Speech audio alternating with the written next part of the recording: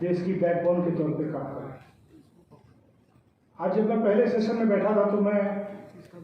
यहाँ की एक जो संस्था रन करी संजीवनी में उनके कार्यों को देख रहा था, सुन रहा था। पूरे झारखंड में इस तरह की बहुत सारी संस्थाएं काम कर रही हैं। आवश्यकता है इनको लगातार प्रमोट करने की, और ये लगातार प्रमोशन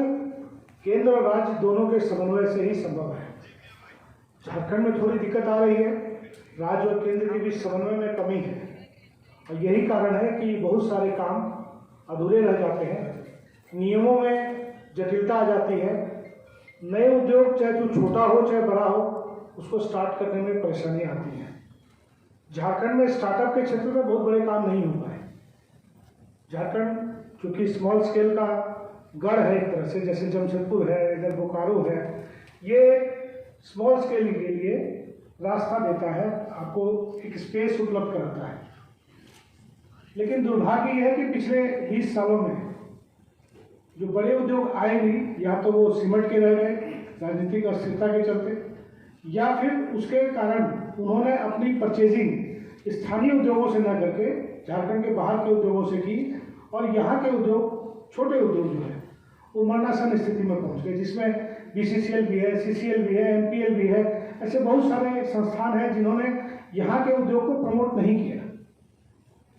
और यही कारण है कि जो मैं अभी एक जो कलाकृति जो एक पेंटिंग जो मुझे मिली है, मैं कल ही एक एग्जीबिशन में गया था, और उस एग्जीबिशन में मैं आसनसोल में गया था। हम लोग धनबाद में एक एग्जीबिशन भी लगा रहे, उसी के क्रम में हम लोग कल मैं आसनसोल गया था। वहाँ जब मैंने उस एग्जीबिशन के अंदर देखा कि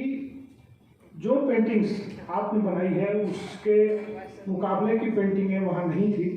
क्योंकि ये हाथ का काम था, वहाँ मशीनों का काम था। तो ये एक खूबसूरती है झारखंड की कलाकृति जो यहाँ पे है, यहाँ की संस्कृति है, यहाँ के जो ग्रामीण जीवन में ग्रामीण उत्पादों से जो प्रोडक्ट बनते हैं, उन प्रोडक्ट को एक्सप्लोर करके उनको अंतर्राष्ट्रीय पटल पे पहुंचाने का जो माध्यम बनना चाहिए वो माध्यम बन नहीं पा रहा है। और ये चूंकि हम लोग भी जब धनबाद के सुदूर टुंडी और अन्य क्षेत्रों में जब ग्रामीण क्षेत्रों में जाते हैं तो वहाँ देखते हैं कि ग्रामीण लोग बहुत अच्छे अच्छे उत्पाद बनाते हैं, लेकिन प्रॉपर उनको गाइडेंस नहीं मिल पा रहा है, प्रॉपर रास्ता नहीं बन पा रहा, जिसके चलते एक